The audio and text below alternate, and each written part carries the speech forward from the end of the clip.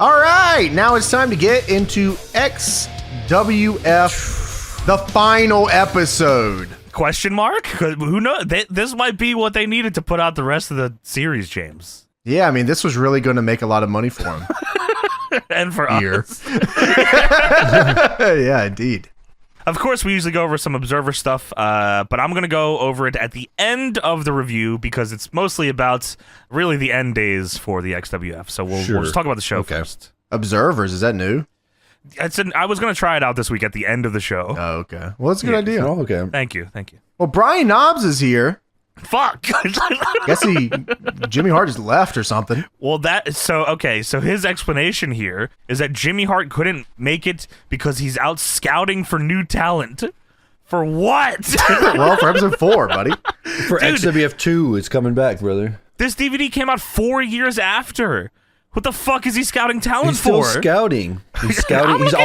He's always scouting. That's my excuse to not fucking hang out with Brian Knobbs too. I'm out scouting talent, Daddy. Well, Brian Knobbs gives us the rundown for this episode for some reason. I don't know why we had to be convinced. We bought the DVD. We're going to watch it. We're on disc number 3. We're watching the show. Let me tell you something. We get the XWF intro here that showcases all the stars. It pretty much gives the whole show away. Yeah, the intro shows the show that's about to happen. What the fuck is wrong with you guys? The only thing that I'm unsure about, and I thought we would see during this, and maybe you can remind me, when was the Kiss Demon on this show? Was he? I don't think he was. He's in the fucking intro.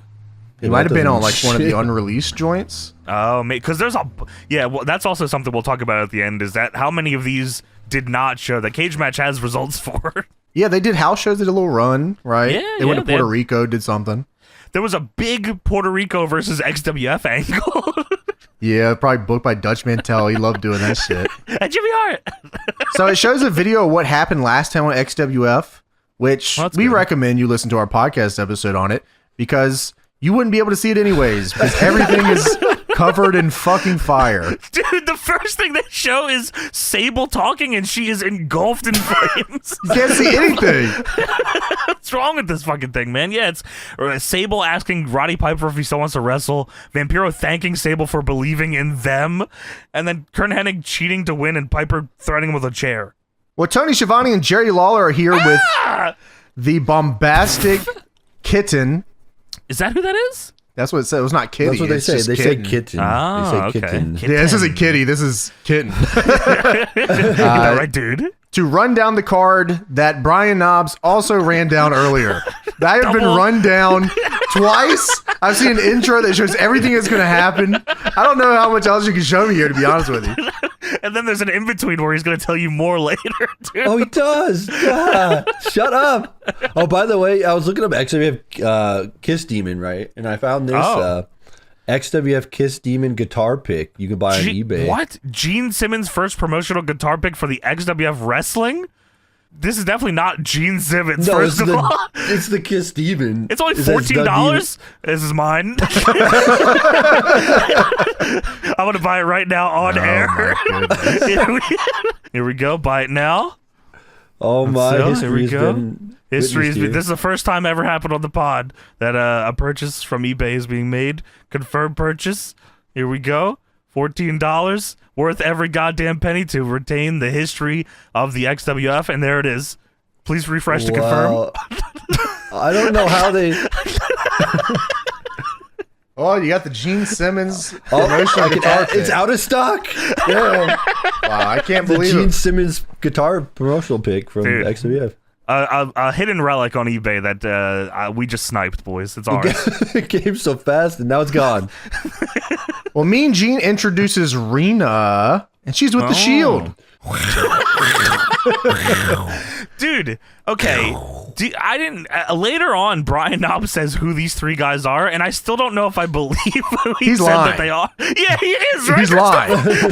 Dude, should we talk about that here, or what he talks about? No, we'll talk about it. Just remember that the Shield came out here. Three dudes, huge guys, and we'll talk about it a little bit later. Yes. Everyone behind the commentators, by the way, are all wearing XWF shirts. And oddly enough, you can also see that they all have shirts underneath this. It's very weird. That is weird. You think it was just very cold in the arena? That's what I was thinking. It was November. Yeah, that's true. I mean, there's probably central heat in that bitch. I'll tell you that. No fucking way. So we have the Arena Town Hall where she comes out and she talks to Mean Gene Okerlund about Roddy Piper.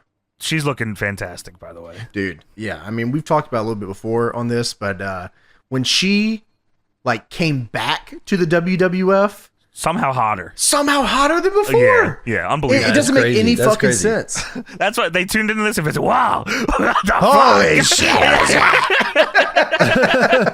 Who's this Rena chick? Wow, Rena Marrow. I'm not sure who that is. Yeah, that's weird. In here. So Mean Gene asked her about the Roddy Piper stuff. Can't be happy about what he's been doing. I just want to remind everybody, this is episode 3. We already have disgruntled upper office here. I don't exactly understand. Episode 2 ended with a big turmoil at the end, right? Her yelling at Roddy Piper, yes. Yeah. Well, she said she's not going to air the dirty laundry of the XWF. Dirty laundry? I think that says it all, Mean Gene says. It's been 2 fucking weeks. How is there any dirty laundry? What's going on here? Maybe they have something going on in the back that they were going to go forward with in the next couple of weeks. Where do you guys think this was leading to? It was just I imagine it's just power struggle between Piper and Sable, right? I think it's leading to Piper wrestling again in another match. Team Piper against Team Sable for control of the XWF. This can't fucking happen. Every place that runs in Universal Studios or some fucking soundstage like this cannot fucking do a power struggle thing. TNA did that for 20 years. Well, James, if I was Sable, I think my team would be the Millionaires Club, and then Piper, I think, would have the New Blood, or maybe flip-flop those. Sable like the new talent, so maybe the New Blood and the Millionaires Club. Yes, I think, that makes or sense. the Elite, you think, maybe? The New Blood. I think you're onto something there, actually. Okay. I like that. Rena says she doesn't make the matches. I don't understand why not. You make the matches? I don't make the matches. What do you say you do here, Rena? Well, yeah, it's Piper's job to make the matches. She's just the CEO and the president at the same time. Yes, she's the owner and runs the show and all that, but she's not the matchmaker. Just want to make sure. So what do you do? What are you doing here? I come out here every week and I tell you how much that I fucking hate this place. Well, Hacksaw Jim Duggan is here. Oh, that's good. Yeah. Before the Hacksaw, they don't even. They said there's no main event tonight. There's no main event. Oh, dude. Okay, yeah. So Sable says, Mean Gene asked about the main event. He says, do we have a main event? And someone yells no from the crowd, and he was fucking right. Sable says, it's not my place to make the matches, and then starts rubbing Mean Gene's arms for some reason. The crowd goes, ooh. Means she's gonna fuck her.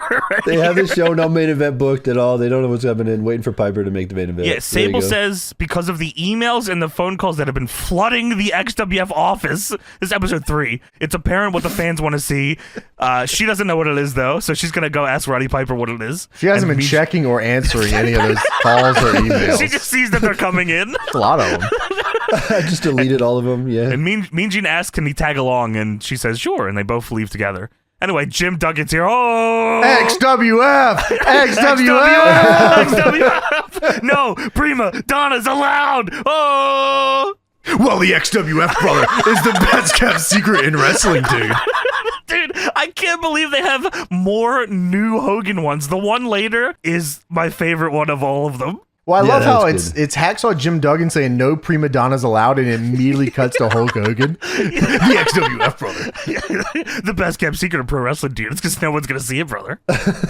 Well, next up we have Marty Jannetty versus Drezden. I've been hearing a lot about this Drezden from Germany. Please remember that he's from Germany. Goddamn, please remember that.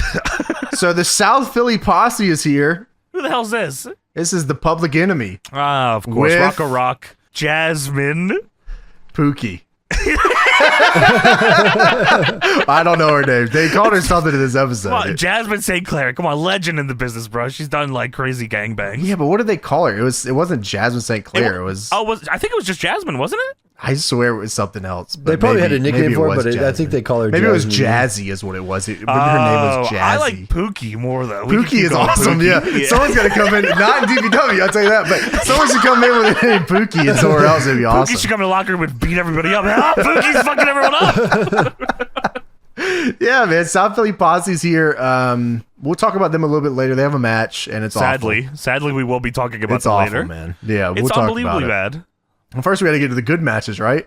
Well, that's true. They pretty much don't say shit here. They say Orlando, Florida reminds them of Philadelphia, which is fucking insane to say, by the way. I don't know what the fuck he's talking about. Universal Studios is just like Philly. It's true. Rocco Rock he walks up to Johnny Grunge, who is standing in front of Jasmine, and Rocco Rock says, "Hey, where's Jasmine?" And Jasmine takes one step forward and says, "I'm right here."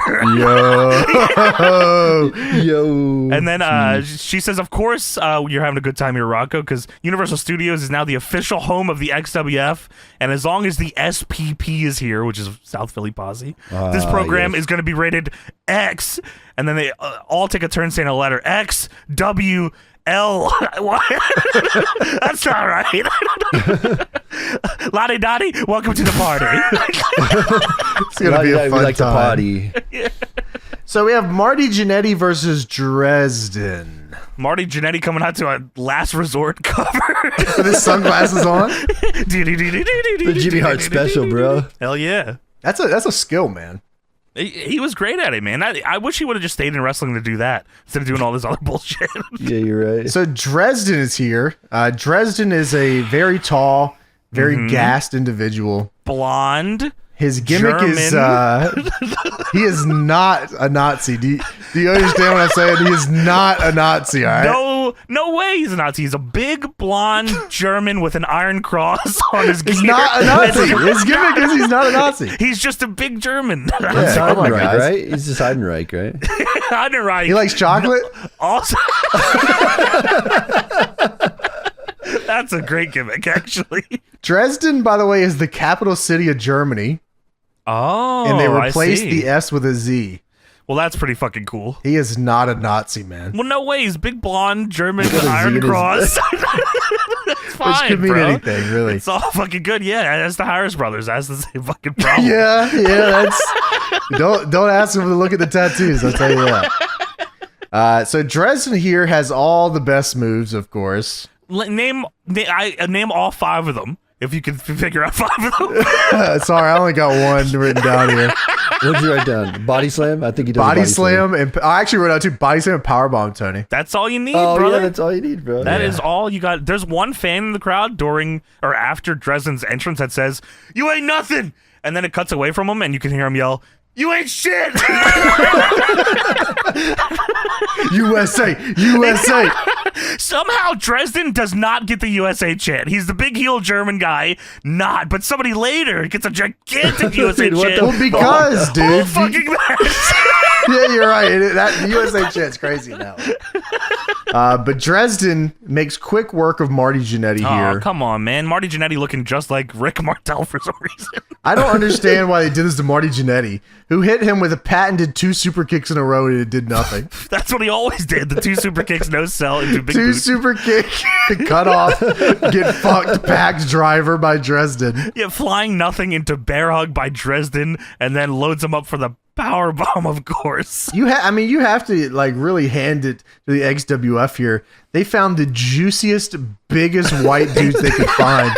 I mean, literally the biggest dudes they could find. They like walked in to like an Arnold or something and was like, "All right, these are the guys we're using." Who is dripping juice that we can fucking? Because you're right. And Ian Harrison, Dresden. Dude, somehow Dresden is better than Ian Harrison. That's the true. British Storm.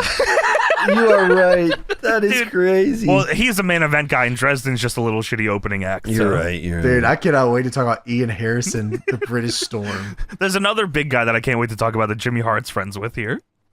And his name is crazy. His name is... it could be anything. It could be anything.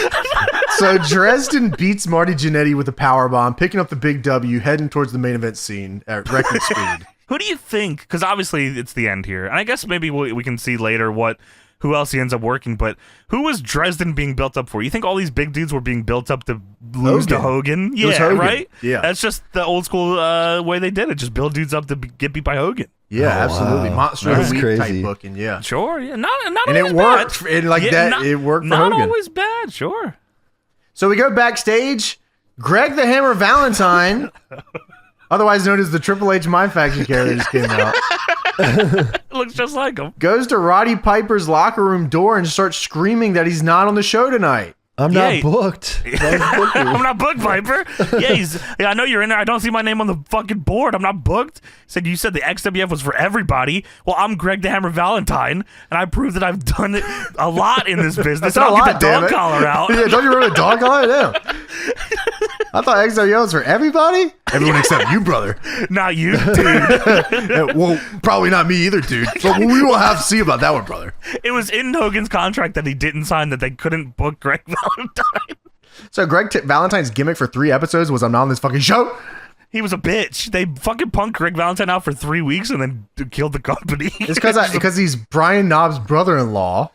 Oh, of course. Can't push the brother-in-law, of course. Well, Piper is not in the locker room that Greg Valentine is yelling towards. Piper's behind him, listening to him, and he pats him on the back and then walks by him and goes in the locker room. And he has to check all the emails and calls. They're constantly coming in talking about Drezden. Well, boys, we get another banger here tonight. We get Horace Hogan versus Josh Matthews. A match that I genuinely could say with all of my heart that I have never, ever predicted would happen. This is a legit once-in-a-lifetime matchup, man. First, if this was a first-time ever graphic on Twitter, I would have retweeted it, I'll tell you that much. Like, this has only happened here. This has never happened in fucking any sim booking game. This has never happened in universe mode. No, never. This is legit. You're right. This is the inspired stars had booking. to align for them two to be in the same promotion at the same time. And it happened. And it happened. This is it right here, man. Josh Matthews looks like a CAW from SVR 1. With the pants? Me as a CAW or me as a yarder, pretty much. Blue long sleeve soaking wet necklace, silver and blue flame high spots tights. Horace has pants that say Horace on them. Ooh. That's right. And this match is great. So an awesome match. Thank you. I mean, what else could you ask for here? The history of XWF, if you'll remember this. Josh Matthews he was on Tough Enough. He had every trainer in the world. He had Triple H shitting a brick down his throat regularly. Kurt Angle, Lita. It all led him here to Horace Hogan in the XWF, where Horace with horse pants kicks his fucking ass. The first thing that Josh gets hit with is a Horace Hogan Axe Bomber. You're fucked, bitch. That's it, bro. Welcome to Japan, motherfucker. Get That's the real. Fuck out of here. Dude, on commentary, they say that Horace Hogan's, why he's in the XWF is because he wants to reestablish the Hogan name. I think Horace Hogan should come back in 2023 and reestablish the Hogan name. You should reestablish the Horace name, brother. We're done with the Hogan name. It's time to get your own name, all dude. caps Horace. I would fucking, that'd be sick, bro. Horace coming in with the heat. Why not? I think he could beat up a whole locker with his name on it. Yeah. You think so? I think, dude, look at this guy. Yeah, I wonder what he looks like nowadays. Oh, look at this picture I found. This is him right here. No fucking way. Wait, Mr. USA? Wow. That's it. Well, I don't know when this was. He has the Balea Classic goatee. Where did you find this? I just said Horace Hogan today. I just Googled it. It's 2020. I searched Horace Hogan and all I find is Deadlock. Which is right. Horace Hogan versus Josh Matthews, 1 T in his last name. First time ever, once in a lifetime match. Never again. Yeah, Horace kicks his ass. Josh gets a sunset flip, tries to go for a pin. Horace falls like 3 times. Horace teabags. Like 3 times. And then 1031's him. Yeah, he picks him up and sends him straight to fucking hell. This is like Farouk style if Farouk really hated you. Which I'm sure Horace Hogan did hate Josh Matthews because he knew he had to put him over tonight. Well, he fell like 3 times and he said, we have to, look, brother, you're going to learn real quick about this business, I'm going to tell you that. Horace fell 3 times and blamed it on Josh. Yeah, welcome to the biz. Get fucked. And Josh Matthews actually ends up rolling him up and winning the match. He does, yeah, dude. He gets a inside cradle. Josh wins. He kills the Hogan name forever. Unbelievable. You know, man, I would say that the crowd went crazy for this, but to be completely honest with you, the crowd was at peak volume the entire show. They never were down somehow. They love this fucking company, James. They love this shit. They were never down. They were legit at peak, like, yeah. It was like fucking lock up. Dude, hell yeah, dude. I mean, Josh would do a double X handle and it would be like Hogan just slammed Andre. It was unbelievable. I could not tell you one thing Tony Schiavone or Jerry Lawler said on this show. It was so because loud. The crowd was so. They were just there for the show, Yeah. baby. They were just there for the show. They were Come for the on, show, baby. The XWFites were in full fucking force here, bro. There was even a sign in the crowd that was ready for Josh to lose, and they showed it, and then they quickly cut away from it. It said Josh was robbed, but he won the match. So Jimmy Hart is here, and he's going to tell you a list of people he's managed that are way better than this guy that's currently standing behind him. Do you know what he said at the beginning here? Because he said it so fucking fast, I couldn't figure out what it actually was. He said, here's the smartest man in professional wrestling, Ali Mura. I don't know what he fucking said. Yeah, that sounds right. That sounds about right. He said, I managed superstars, Hulk Hogan, Daddy, Randy Savage, Bret Hart, Jerry Lawler, Honky Tonk Man, the Rougeau brothers. All right, man. You're getting a little out there. Yeah. All right. Is it because I was in the ring with Jimmy Coffin? Jimmy Coffin. One of the greatest ever. Or it's because Jimmy Hart creates brand new superstars, and standing next to me, this man weighs 340 pounds. He stands 6'9", and I call him Hell. What? His name is Hell. I call him Hell, and before it's over, Jimmy Hart's gonna take you to hell and back. This guy's name is Hale.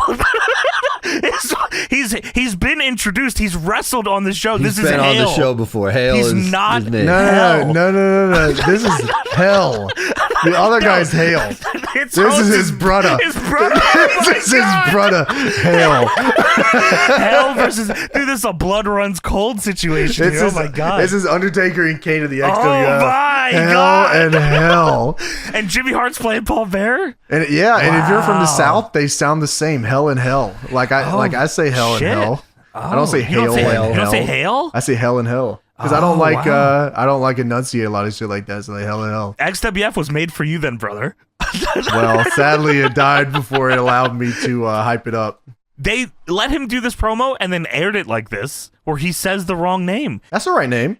No, it's not. Hell. Yeah, what's wrong with you, Hell? That's awesome. Like, this motherfucker's name is Hell. That's awesome. Dude, even behind him it says Hail. Hey, look, man. Dude, that's just what Jimmy Hart calls him, dude. I call him Dave, brother. That's Vampiro, dude. Hell and Hell, brother? shit. No, that's Dave, brother. That's my boy Fucking- Dave, dude. Dave. Who was Hale again? Was it Emery Hale? Emery That's- Hale. Emery Hale. I cannot. Emery Hale is not his fucking name. Emerosa Hell. The jacket that Jimmy Hart is wearing also says Hale. Yeah, Hell. No. Right. You call him whatever you want, brother. That's Dave to me, dude. The XWF dude. Best kept secret of hell, Hale. So now we have another great match. We have Shane Twins we don't. versus South Philly Posse. Now, boys, we've watched a lot of. This is episode 212 of I'm the glad we're on the Deadlock same podcast. page. We I already know you're going to say it. I'm glad we're on the we same have page here. watched an unbelievable amount of wrestling, including tag team wrestling. Too much. Yeah. Too much, you're right. And I think, and I don't think this is too crazy to say, this could be the worst match of all time. Yeah, I'm right there with you.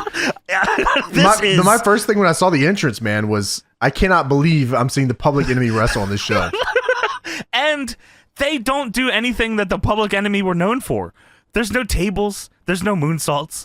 They do 10 minutes, maybe 15 it felt like, of limb work to the Shane Twins. They almost do a moonsault. They missed, though. Oh, Oh, yeah, I want to talk about that. That's God, just sick. please Oh, do. also, Jazzy's Yes. here. Oh my God, Pookie! Oh my God, pussy! Dude, he says, "Oh, you think Jasmine's ever got involved and hit people in a match?" And Tony Schiavone says, "I don't know." And Lawler says, "Oh, I'd like a bust in the mouth from her, wouldn't you?" Ah! My brother, you could ask. It's probably fucking crazies. Public Enemy, or the South Philly Posse as they're going by here. Yes, get it right. Get it right. I'm SPP. sorry. Yeah, of course, which is one of the Yeah, you know me. SP2. SP Dub. Come on, man, it's too easy. That ECW run really got them an entire career worth of bookings. Them coming out to fucking Hot Stepper and having the fans wave their arms back and forth gave them a whole life. An entire career. Yeah, for real. Two people. An entire career. Yeah, you're right, James. So we start off this match here. One of the Shane twins dudes like hits the ropes off an Irish whip at the beginning, immediately strips one of the turnbuckles, just raw dog. You can hear it go, it is so loud. I legit wrote down the same thing. It's so fucking loud. This is, of course, Todd Shane and his brother Todd Shane.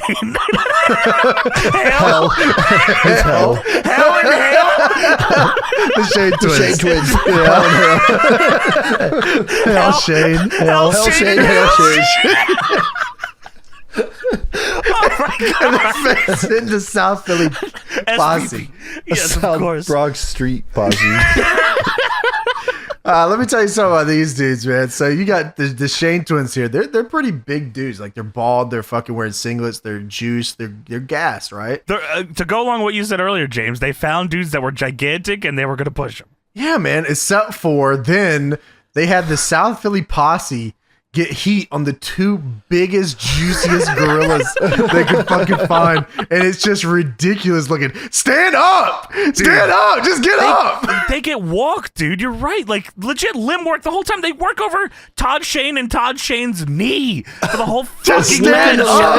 God And what's damn funny it. about the whole thing, the leg wasn't even the finish of the match either. So, like, I don't know why they worked the leg the entire time. Don't have a fucking submission.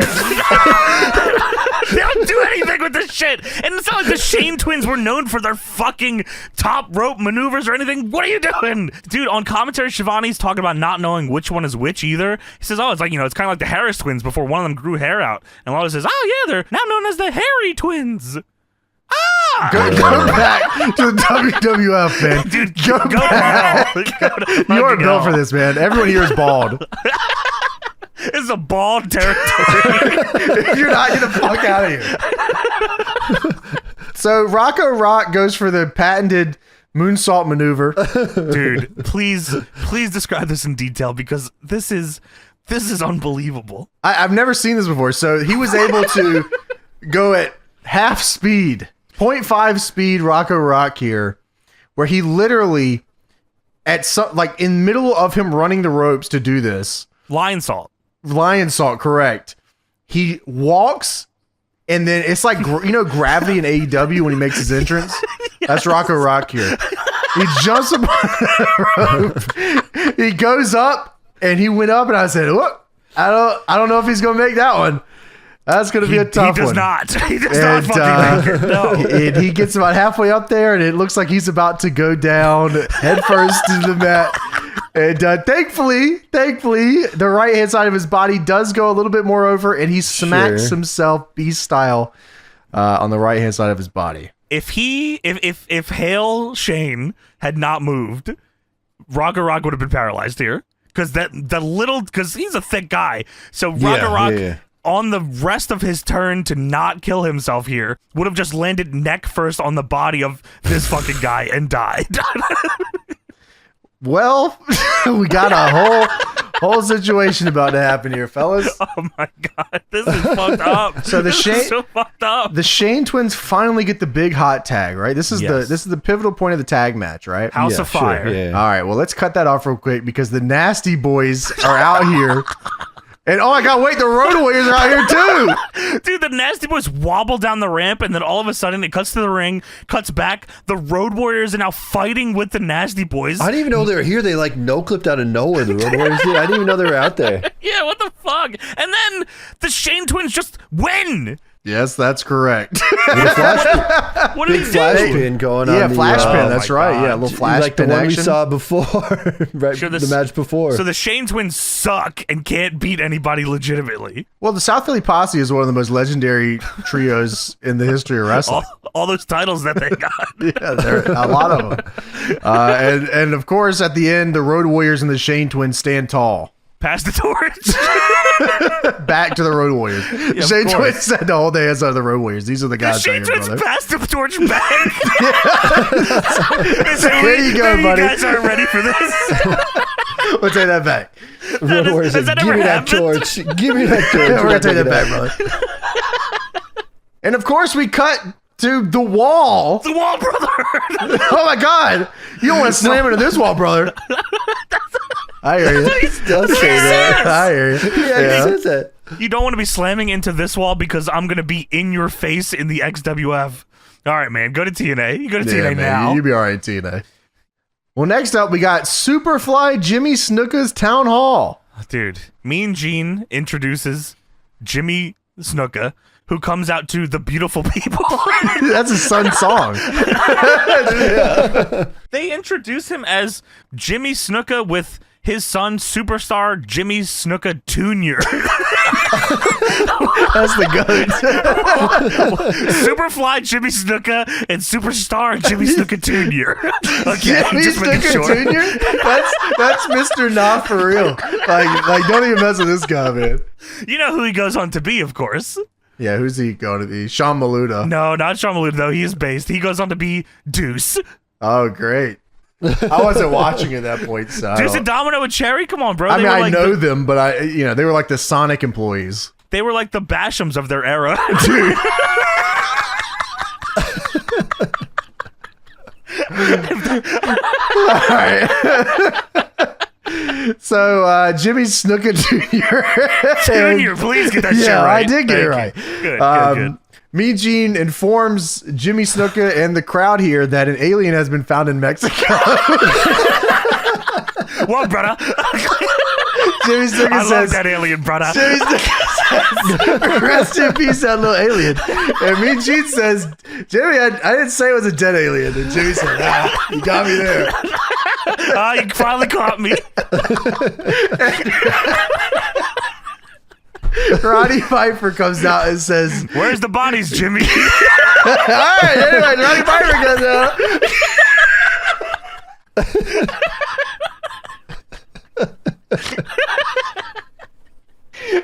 Roddy Piper.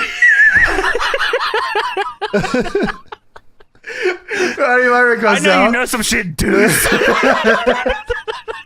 We're not letting you leave, brother. No way. We got you right where we want you, dude. In your Roddy face. says after 20 years, brother, we finally got your ass. Roddy goes out Oh my god. and he roasts Jimmy Snuka for like 5 straight minutes. I got that lovely bunch of coconuts. What are you talking about? Just dancing on the fucking stage, yeah. Every company that Roddy Piper and Jimmy Snuka have ever been in together all lead to, hey, you remember when I hit you with a fucking coconut? Yes, we do. Yes, I know, goddammit. I know you did.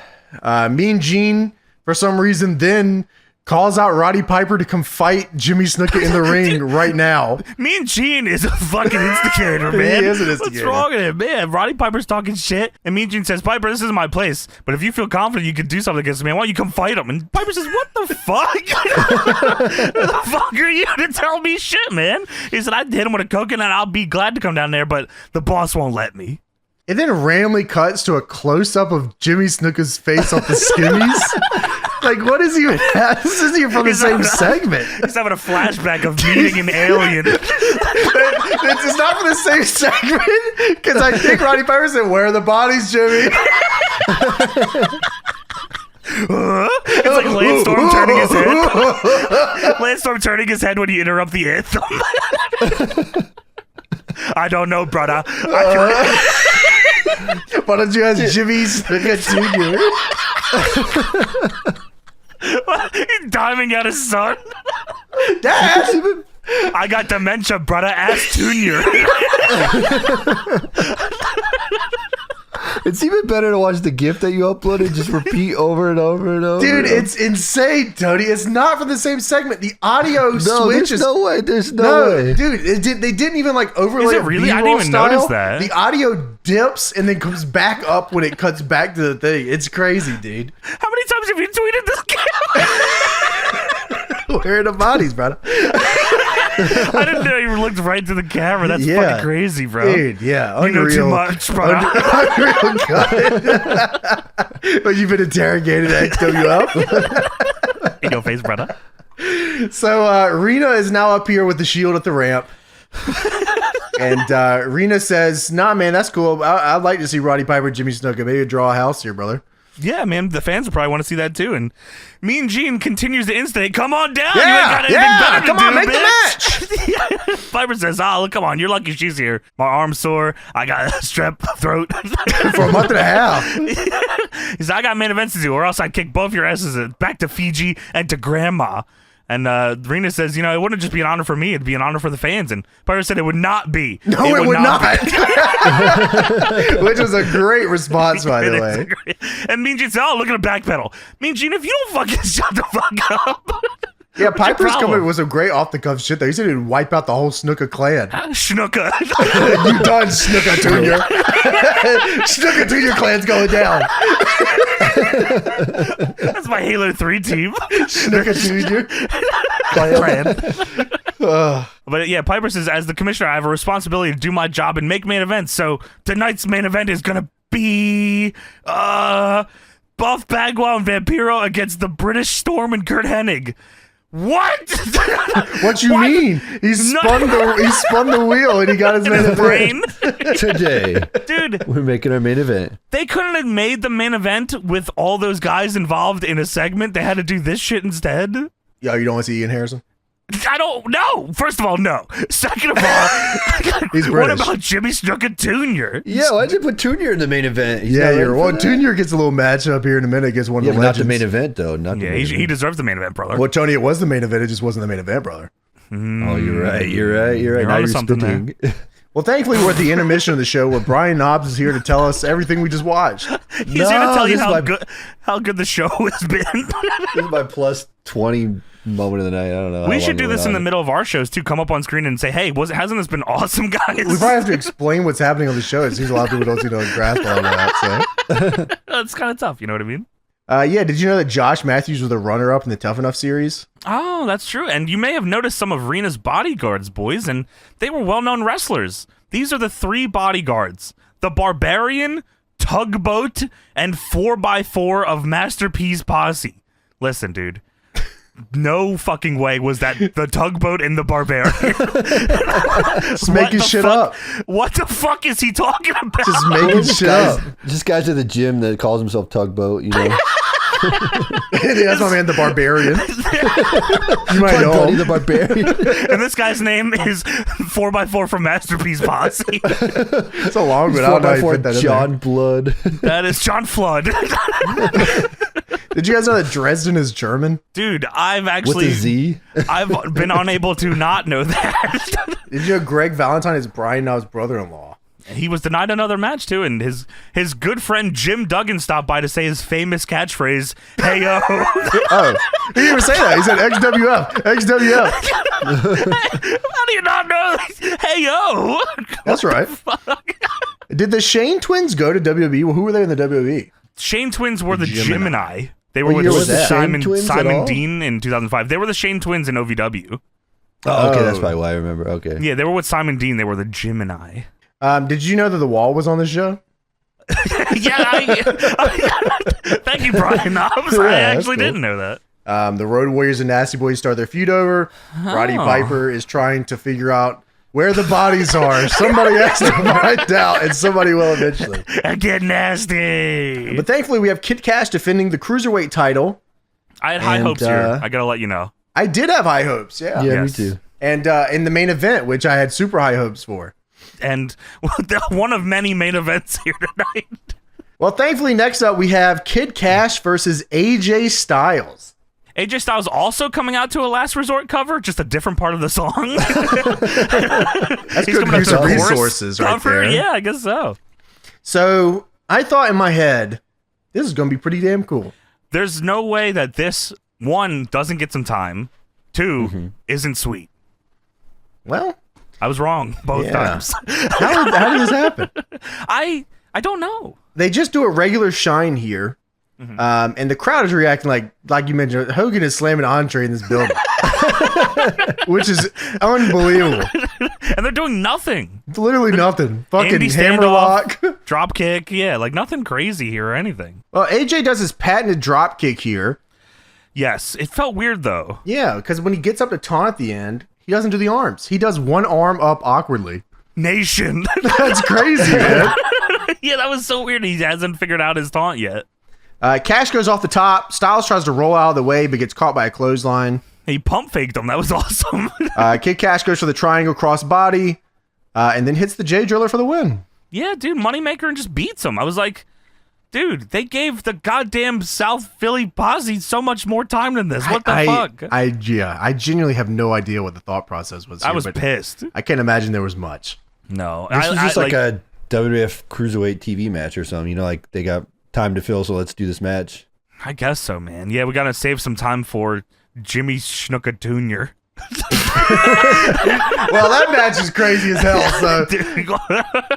But what you gonna do, brother, when Hulk Hogan in the XWF, dude, run wild on you? Dude, this is my favorite goddamn Hogan XWF thing ever. It's the shortest one, but Hogan is standing there, XWF shirt, XWF popping up behind him, and when he says XWF, he's trying to pantomime XWF with his arms, so he does X and then gets lost after because he doesn't know how to do a W, and he just X and then fucking flails his arms around. It is so goddamn funny. So backstage, Rena is talking to 3 women. Is this the Nitro girls? Who are these girls? Yeah, so I read the comments in the video. Someone said it was Gorgeous George, Kimona Wanalea, and some other girl. Oh, shit. I didn't know that. Really? Okay. Yeah. I didn't know who this was. Wow. Yeah. That's what it said in the comments. I don't know if that's true or not. Okay. You can believe the YouTube comments. They would never lie. Yeah, why would they lie? Exactly, Tony. Like, no one's going to XWF and lying on the video. You know? No prima donnas here, brother. But Rena sees the sneaky cam trying to get... I don't know what they were even going to go with this. I can't imagine it was anything great. It was the girls asking, hey, can we get a booking? No, actually. Can you book us to wrestle? They're the X-Girls, by the way. That was the name of this posse. Is that right? Right. Did they say I think that? that's what... I think I read that somewhere, that, or maybe it was on The Observer, that these are the X-Girls. Oh, okay, wow. Yeah. By the way, the graphic before this, they show to hype up the Jimmy Snuka Jr. match, which is Jimmy Snuka Jr. against Vapor with Sonny Ono. And Sonny is spelled wrong. It's Sony Ono. Yeah, that's right. I was like, have I been fucking doing this wrong the whole time? No, they did it wrong. Oh, damn. Yoko I didn't even Ono. notice that. Sony Unu. So we have Vapor versus Jimmy Snuka Jr. And of course, we talked about this last time. Vapor is Ryan Sakota, who was in WWE for a cup of coffee. Oh, that's right. Okay. So JSJ, as they call him, this guy. JST. Oh, sorry. Yeah, you know that makes a lot more sense. I don't know how they would call it JSJ. JST starts off the match here, right off the rip. USA. So loud. It is peaked out crazy. It's deafening. It's Hogan against the fucking Iron Sheik loud USA chant. Dude, right when Vapor comes out, I think that's when it starts, right? During his entrance? He just comes out and for some reason they start screaming USA at him. He hasn't done anything. So JST starts with the double Irish whip combo, which is very crazy. That is innovative, if anything. It is. They're trying to do some shit here. Double Irish whip into the Roddy Slam. I mean, this kid maybe has something here, brother. Roddy Slam, I was blown away by. I was like, there's no way this was around yet. Yeah, Roddy said, damn, that is awesome. Good shit. He's right backstage with the boys. Wow, I'm very impressed by Snuka Jr. Yeah, Snuka Jr.'s got something, dude. Me and Jack Evans can be having this guy. So, double Irish whip, Roddy Slam. Jerry Lawler says Yoko Ono by accident on commentary. Yoko Ono. Shit. I mean, Sonny Ono. My bad. Vapor hits him with the patented push on the chest in the corner here. Of course, that's what he always did. One of his best moves. Oh, wait a minute. There it is. Boot happens the second time around, thankfully. Yes, that's right. And Vapor gets accidentally distracted by Sony Ono, and JST hits the swinging neck breaker for it too.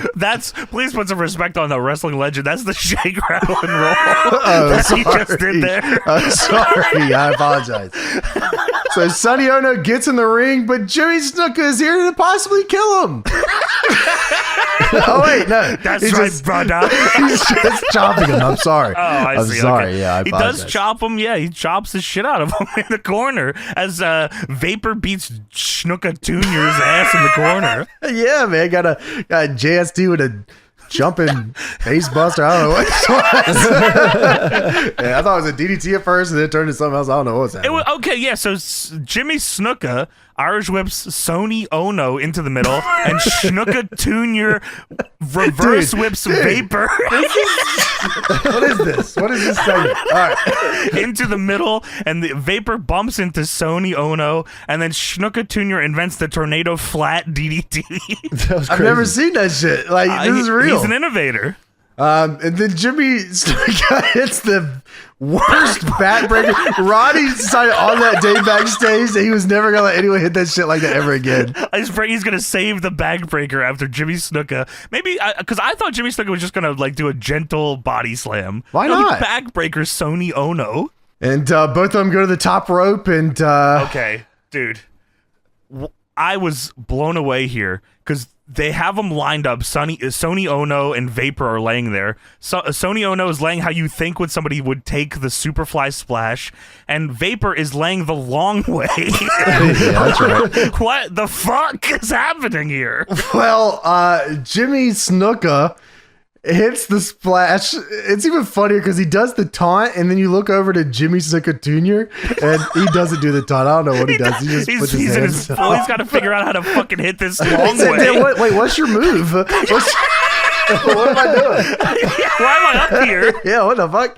So, yeah, Jimmy Snuka does his just fine. Just kind of jumps right off, you know, and Jimmy Snuka Jr. jumps about 45 feet in the air and has to swing his body.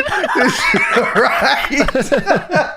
But he hits that shit, though. He hits that shit. You're It's right, RVD man. Frog Splash-esque when he turns to the side doing the weird frog splash. Crazy. You're right. man. Yeah, that's exactly what it was. And they both cover both Sony Ono and Vapor, and the referee counts both pinfalls. Double pin. Yeah, the let's Snukas go. win.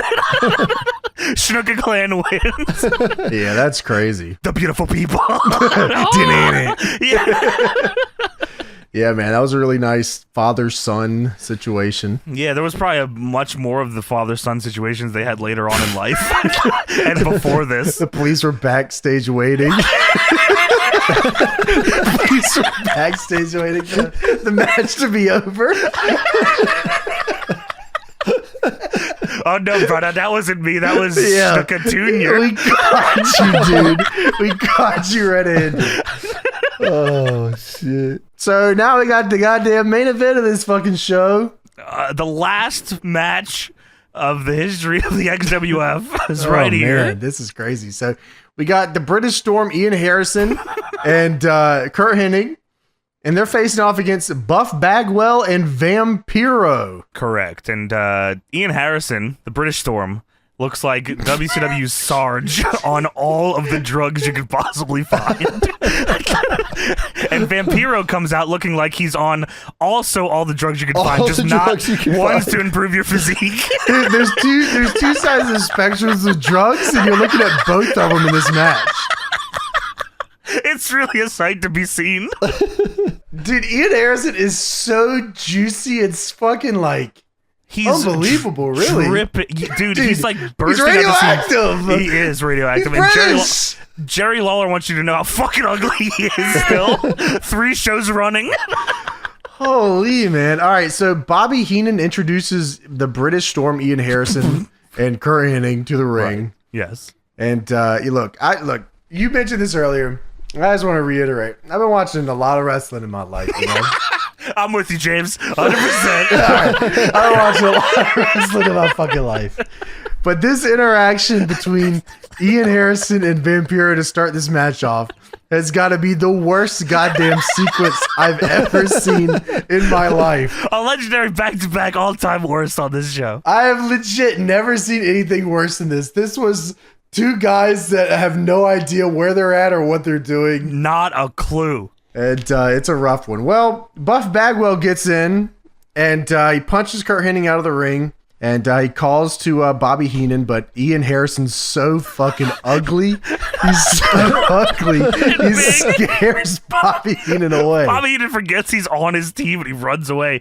By the way, I will give the British Storm Ian Harrison, this big ugly freak, a little credit here. He does hit Vampiro with the Chokenstein.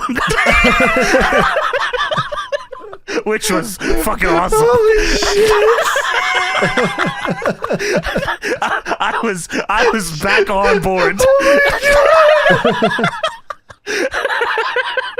And that's all that I needed. That's the goat right there, Ian Harrison, man. That's there might all not be a better wrestling name move. Chokenstein and dude, how like CZW had it figured out. 2 best moves ever: Chokenstein and the mother effing bomb. Dude, I like the decapitator too. I think that what was about like the Percocet? Percocet's man, that move is crazy as fuck. It is fucking nuts. Yeah, right? so yeah, a lot of W's coming out of CZW, a lot of not W's coming out of XWF, but we take them where we can get them. What do you mean, dude? It's the best Casper brother. All right, so Ian Harrison is only doing closed-fisted punches, which is illegal, by the way, but whatever. Tony Schiavone, when Ian Harrison gets tagged in, by the way, says, "Oh, here's the workhorse of the team." Fuck you. All right, man. Fuck you. Kurt Hennig probably beat his ass backstage or some shit. He said, "I quit. I'm going to be in the Royal Rumble." So Ian Harrison with the worst fucking gorilla press slam of all time. Mother bomb. Dude, I don't even want to call it that because it's so fucked up. Bad. It is legit. I've never seen someone go like fucking Titanic style. Like that Vampiro was like unbelievable way to put it. He like pushed up on one side, but Ian Harrison for some reason wouldn't get off his crotch. It's like, dude, lift his fucking legs up. He's like on his cock, just fucking holding his cock. Like, what is gonna happen here, man? Vampiro's cock is so heavy that it's weighing down the right side of his body. So Titanic style is an unbelievable way to describe Shit is crazy as fuck, man. This has got to be the worst finish of all time. This has to be the worst. It's bad. So Buff and Vampiro go back to back. Yes. As Curt and Ian Harrison get back in the ring, and they try to hold them off. For some reason, in a tag match, they do a back to back against the numbers spot against 2 people. What the fuck? It's 2 on 2. Well, Ian Harrison's the size of 4 dudes, so maybe that's the difference here. Well, Vampiro kicks Ian Harrison out of the ring. And I'm guessing Ian Harrison forgot that Vampiro was going to dive on him to the outside. Okay, I thought the same thing. I was wondering what happened there. So Vampiro was probably supposed to dive on the outside and then the flash pin. Right. But Ian Harrison wasn't in the spot, and Vampiro's not going to hurt himself. Right. So he went up to dive, and then he just got back down and he looked at him. And yells at him. He's yelling at him and shit, yeah. He just stands there. And in the background, Curt Hennig rolls up Buff Bagwell, and they win. They win, and not only that, they win. Vampiro still staring at Ian Harrison, does not know he lost the match, despite the fact that the other team's music is playing, and the announcer just announced that Hennig and Ian Harrison won the match. He's probably thinking of how he's going to fucking wrangle his neck backstage when they get back there. You piece of shit. Dude, you blew the finish. He's got a big log of shit to leave in Ian Harrison's bag. He's brewing up a fucking fat shit for him. Dude. So, all right, this gets even crazier. So Buff is now mad at Vampiro because he stood there like an idiot and watched him lose. Yes. They go chest to chest. They have not fought yet. They're just chest to chest. A little push, maybe. Little shove, yes. Little shove. I thought we were getting a Christopher Daniels run-in. I was like, oh my God, the main event push for Daniels? They're about to push the higher power. Well, no, the whole roster comes out to separate these two, and they weren't even fighting. They were not fighting. They haven't come to blows yet. But the roster knew that if Buff Bagwell and Vampiro were to touch anymore, that it would let loose an explosion like they've never seen before. I love that Christopher Daniels was running so quickly to get out there. He was the first one in the ring. He's also the last one you see, I think, on the shot, too. So, yeah, man, there you go. That's the main event. It is rough one, man. Yeah, well, let me tell you something, dude. I've been hanging and banging with the lost episodes of the XWF, dude. Let me do this hand sign real quick for you. Holy shit, man. Wow, what a run for the XWF. They went out with a bang. They went out with something, dude. Yeah. Brother. Well, Knobs has got some more to tell you, bro. Come on now. You can't forget about the Knobs. Well, of course, Brian Knobs has to close the show out because he has to explain what just happened, as if you did not watch the show. Well, sure. He can't expect you to fucking pay attention to this shit. So Brian Knobs says you know, brother, it was all coming together really nice. And then the music cuts out. He takes the glasses off, but sadly, 4 of our brothers have passed away. Oh. I was like, okay, all right, damn. That's fucking sad. So he mentions The Wall, Rocco Rock, Road Warrior Hawk, and Curt Hennig. Mm-hmm.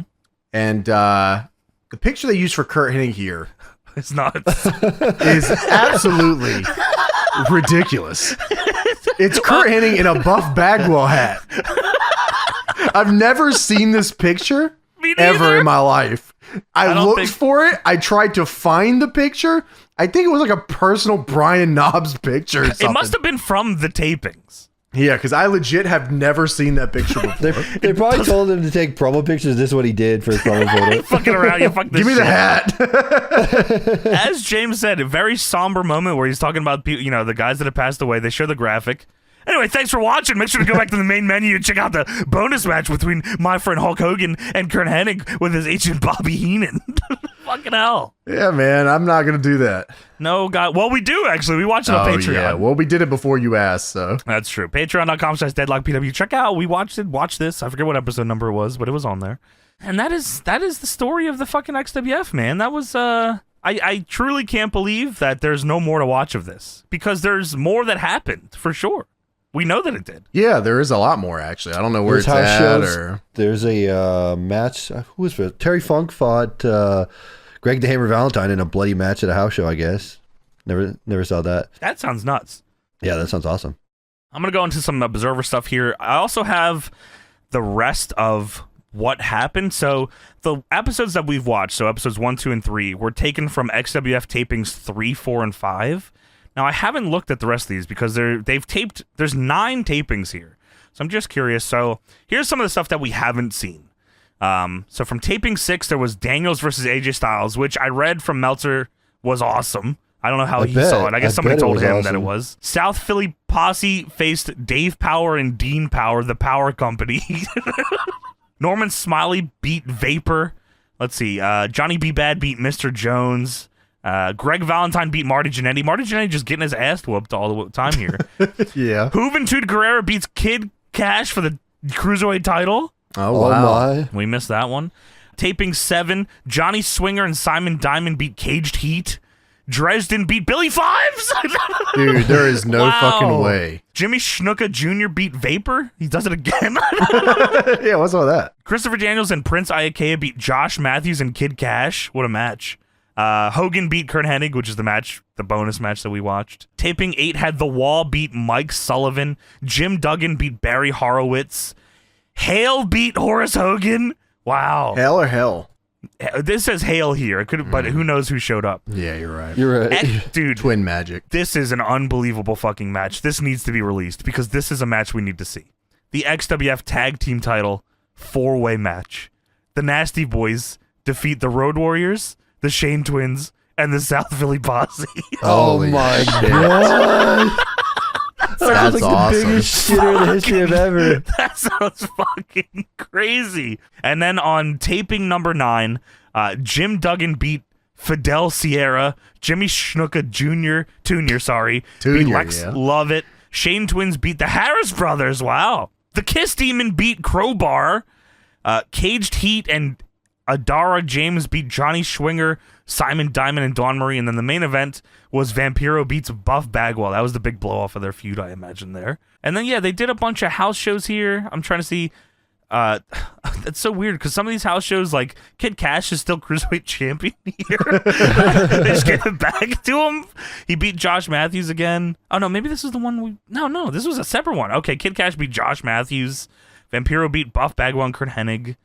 I'm trying to see if there's any other title match. They did a whole tour where Kid Kash just kept beating Josh Matthews. Oh, someone's got to beat him, brother. Personally requested that. Wait, what? Conan and Rey Mysterio beat the Nasty Boys?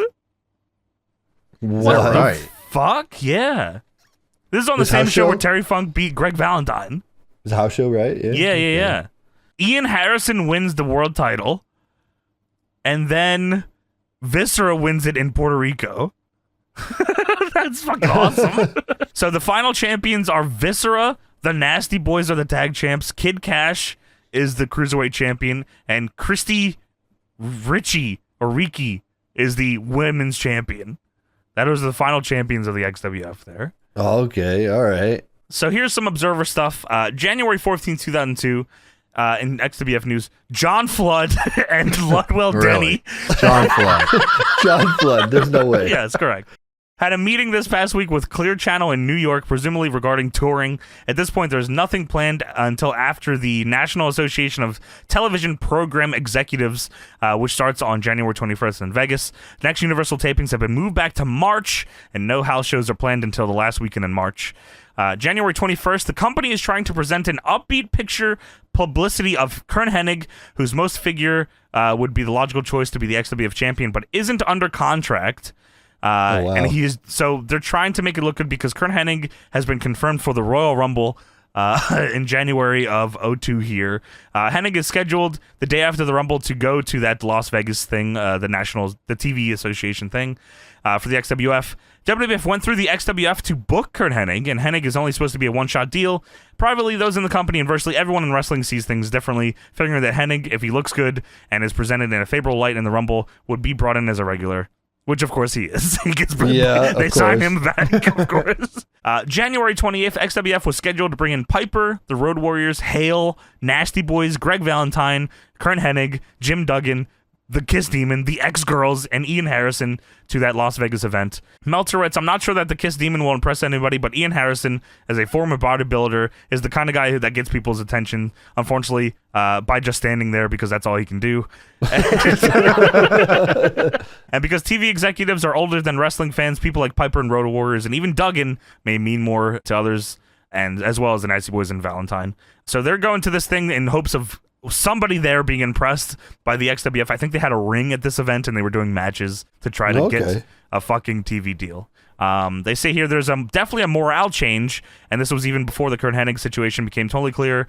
From the unbridled enthusiasm at the start to a lot of pessimism, losing Hogan and Sting's apparent disinterest are a huge part of it. So I guess Sting was a potential here at the XWF at some point, which would have been fucking crazy. I can't imagine. That would have been pretty crazy. What do you think Sting would have done on the show? Wrestled Hale or Hale? Well, shit, he probably would have been the one to beat all those guys if Hulk Hogan didn't sign. Feud with Vampiro again. Oh, yeah. Rekindle that one. So February 4th, 2002, the internal claim from those within the company is that they have a deal with FX just about finalized and are hopeful the deal will be announced in a couple weeks. Oh, wow, okay. So there's some hope here, and the next TV tapings look to be in March, either the first or second week at Universal in Orlando. Well, March 18th, the house shows scheduled for the end of the month have been canceled. Largely, everyone has been told to sit tight until September, and given the same hints of an impending TV deal, that is the same word that has gone around since the promotion opened. March 25th, 2002. Only notes is they are talking about coming to Texas for house shows in late April and running the Carolinas the first weekend of May. James, you could have went to an XWF taping potentially. Wow. Or house Potentially. shows. House shows, yeah, it could have went to some there. Well, April 15th, 2002, the group is claiming that it is most likely announcing a TV deal within the next 2 weeks. Keep in mind that this isn't the first time we've heard something like this, but apparently there's a major meeting on or around April 22nd, and then they have announced a 4-show tour of sold shows in Texas through Ring Entertainment, which promotes events on or near college campuses. And what can't be construed as a good sign, the wrestlers have been asked if they'll work the tour for less money than previous tours as they show faith to their promoter, Walter Frank. Well, May 6, 2002, the entire Texas tour ended up being canceled at the last minute due to the sponsor, Ring Entertainment, pulling out. XWF was promised what was believed to have been $80,000 for 4 dates, got a $40,000 deposit, although those numbers weren't confirmed by the promotion. Ring Entertainment bought 4 shows from the XWF and was in charge of all the expenses and publicity, and only asked that Dusty Rhodes be on the tour, so he was booked for matches against Greg Valentine. According to Brian Knobs, he arrived in Texas on April 23rd for a meeting with the promoter, who gave no indication of canceling the tour, and said they would have had the rest of the money at 1 p.m. the next day.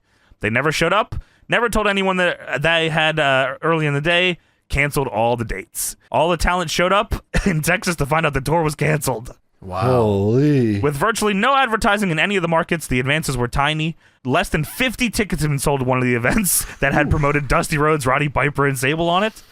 Brian Knobs. Fuck. Dude, yeah, that is fucking crazy. Brian Knobbs claimed that 700 fans ended up coming to a meet and greet that happened instead, even though the marquee of the building listed that the show was canceled. There are no future dates on the books. Knobbs says that they may run 4 dates in June, though. And the April 22nd date on the TV deal came and went, and wrestlers are now told about a May 7th date.